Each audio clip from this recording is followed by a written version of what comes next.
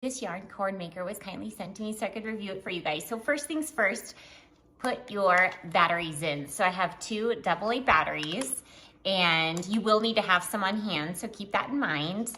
Okay, so I can tell it's working by the batteries are good.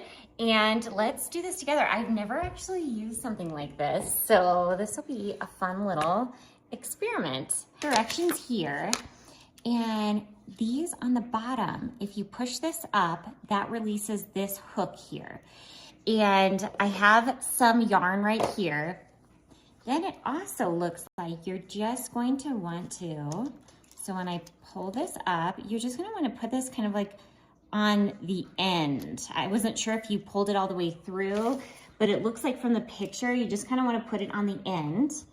And I won't show you me loading all of these, but I'm going to go ahead and load all of these, and then we will try it out. So it says button A, twirl, pushes up, and the fastener will lock the cord. So there we go. And then button B pushes down.